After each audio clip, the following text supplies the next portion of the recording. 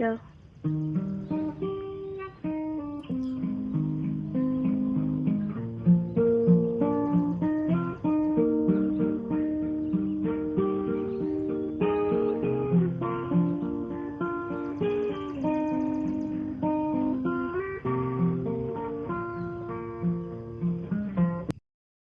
Hey everyone, I'm David Byers. Welcome to Riverwild Wood Designs. Welcome to my channel. It has been a minute since I've made a video. I kind of took the summer off to just relax and do a couple of different things, but I'm ready to get back into some videos again, and we're going to start back with one that I'm really excited about. We're going to use this piece of cedar. You can see it has that nice red color that people associate with cedar in the middle, with the heartwood, and then on the periphery we've got this lighter color. I'm going to show you how I'm going to use a hammer and slotted or flathead screwdriver, and I'm going to peel off what bark that I can. What I can't peel off, I'm going to use a wire wheel spinning on my lathe, and then once I get it down to position, I'm going to cut this piece in half and then fit it to this 2-gallon bucket. And then I need to decide on which color purple that I'm going to blend in with this for this project. I really think the purple is going to blend in great with the red color of cedar that we're going to have mixed in with the white also. So there's going to be a lot of great contrast. So like I said, it's been just a minute since I've made a video, but looking forward to getting back into it. Hope you guys enjoy it. Let's get started.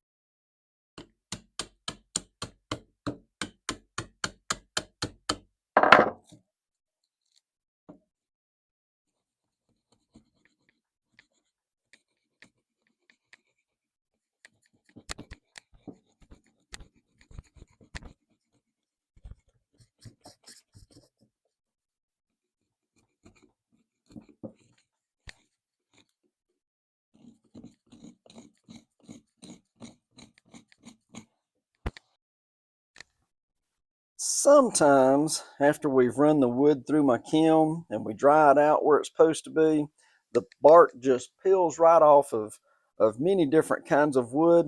That did not work so well with this cedar. Cedar tends to have more sap, but you can see how dry it is up underneath, and it just wasn't peeling away. So let's go on to the lathe with the wire wheel. I may have to come back and play with a screwdriver a little bit more to knock off some pieces after we've hit it with a wire wheel. But this was just causing so many problems and was becoming a pain in the butt. So let's go hit it with a wire wheel and see if that works better.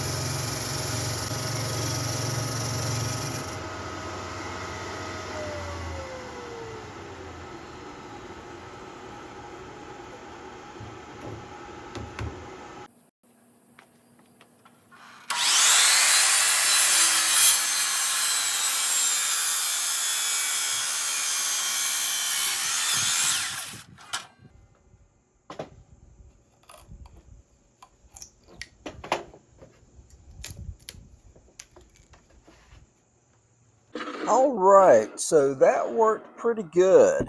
So the wire wheel, The bristles took the bark off so much better. You can see the patterns underneath that's left by different bugs working their way through underneath the bark.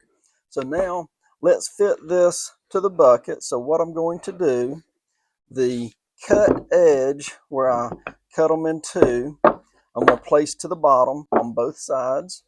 And I'm going to place one in the bucket so it's fitted in nice and tight. And then I'm going to place the other one on top of that. And looking at how I've got it fitted, I'm going to mark with my Sharpie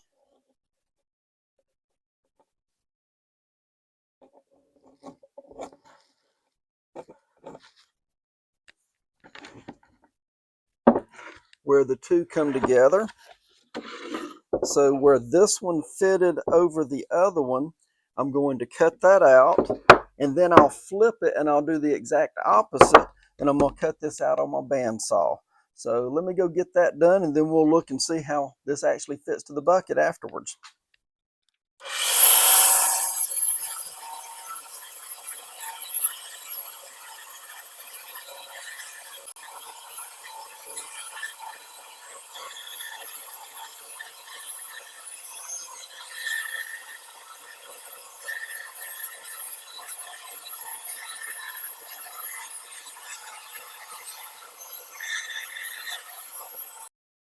Okay, so here we are.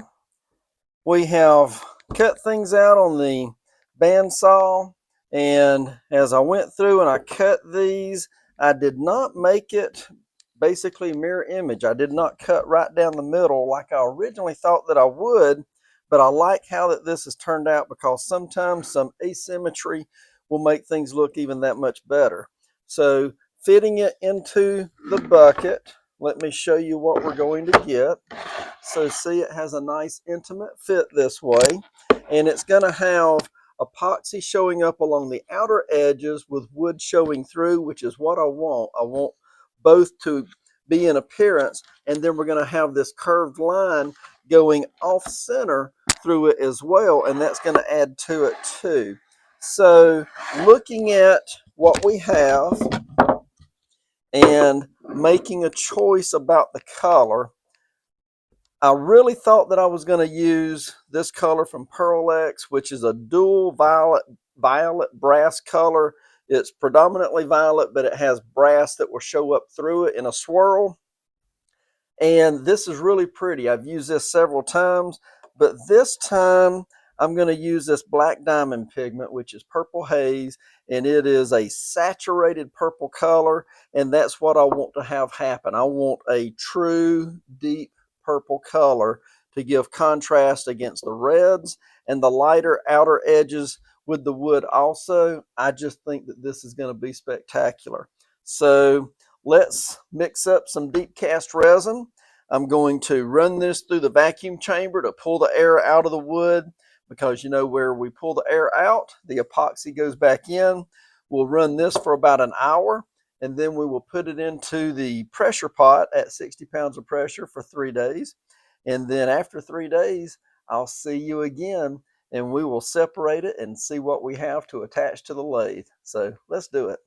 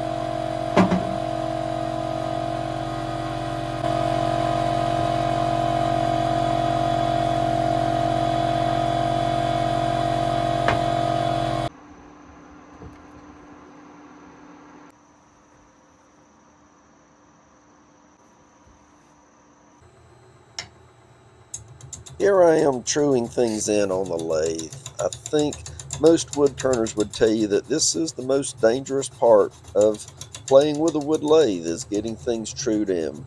We have to remove the wobble, making sure things turn smooth and safe.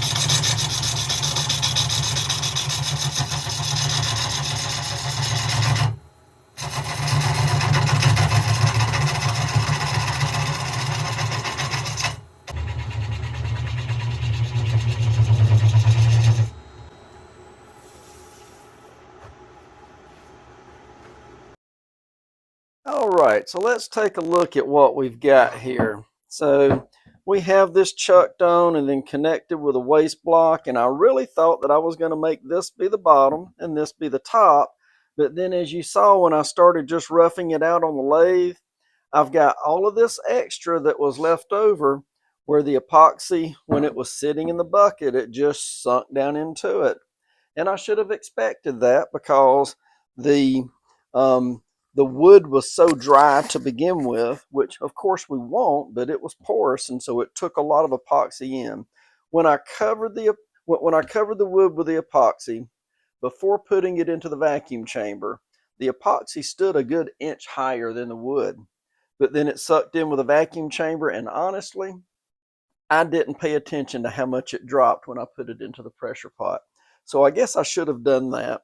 But anyway, it dropped down and I want to regain some height. So I'm going to leave the base with the cedar wood here, and I'm going to make this be the top now. So we're going to flip it around.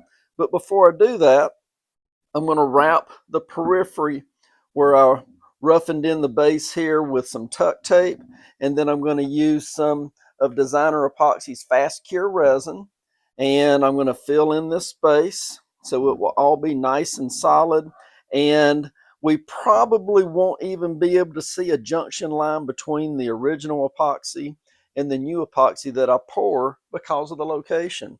So let me wrap it up and get that fast set epoxy put in. It sets in a couple of hours. It says 1 to 2 hour cure, but I like it to be cured nice and hard, so I'm going to wait until tomorrow before I come back and start shaping the rest of the bowl after the epoxy sets. So let me get this wrapped up and we'll see what we get.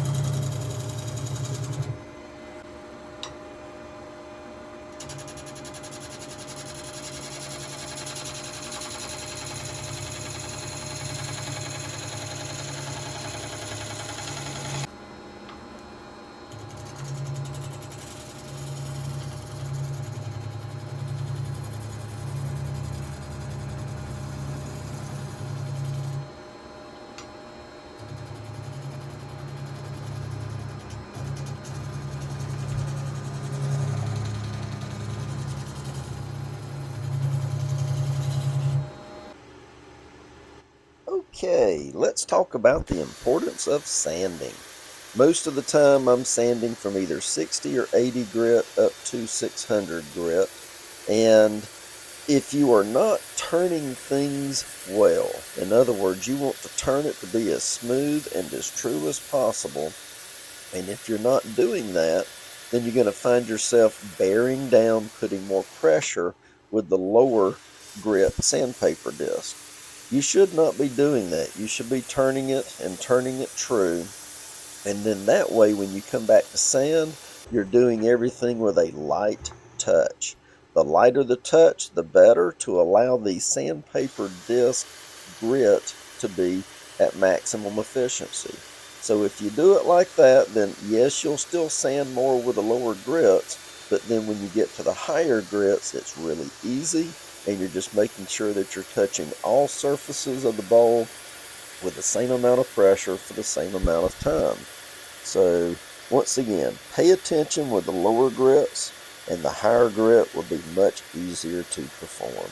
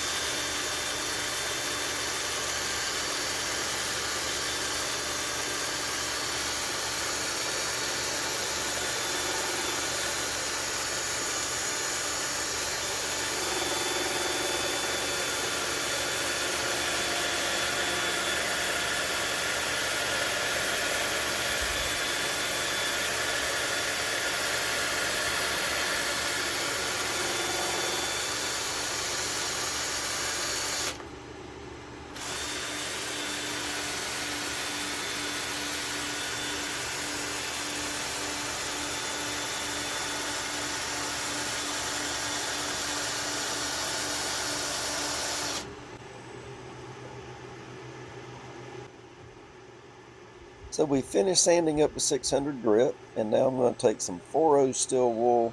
You'll hear I've just turned the speed of the lathe up to about 1250, and then with a light touch, just letting the steel wool do its job before we come back and we add the shining.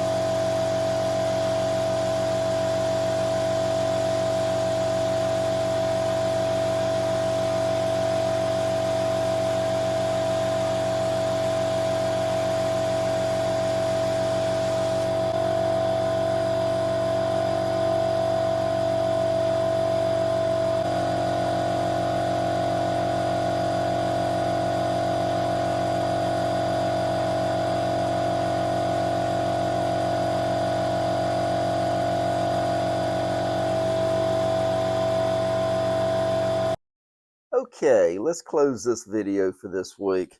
So, as you can see, the final product that we have here, I'm very pleased with what we have. When we originally made it, we wanted the cedar to fit close to the sides, but not completely intimately tucked in against the side so that we would be able to see epoxy and wood both showing through to the periphery. And if you look real close, you can see how the wood shows through the epoxy that is there as well. And that's exactly what I wanted. When we look on the inside, we have the two pieces that were butted up against each other with a line coming down the middle. And we're displaying the red heartwood next to the lighter colored wood along the periphery. I just think that this blend with the deep dark purple color matching against the color of the cedar wood is just absolutely perfect. This bowl measures 7 3/4 inches wide. It is 7 3/4 wide, 3 7/8 inches tall, and it's 3/4 of an inch thick. I do make my bowls thicker, so I've got good junction surface area between the epoxy and the wood so that it adheres together better. The cedar wood for this bowl was given to me from a good friend, and that is how we finished out the bottom. That's the name of this bowl, is A Good Friend. And I do believe in this video, this is the first time that I've shown the vacuum chuck process for where I hold the bowl in place with the vacuum chuck, and then I can come back along and finish up the bottom and sand it completely smooth, create a slightly concave surface so that it'll sit properly on a tabletop and be nice and level. If you do wood turning and you have not purchased a vacuum chuck, I highly suggest doing so because it just allows you to finish the process. If you are leaving a chucked area on the bottom of the bowl, to me that just, I mean, to each wood turner his own, but just being able to come back and finish it, making it smooth, it just completes the process. So once again, I appreciate you guys watching the video. I hope you enjoyed watching as much as I had making, and I hope that you'll come back in the future for more because I've got some more coming now. Once again, thank you very much. I'll see you next time.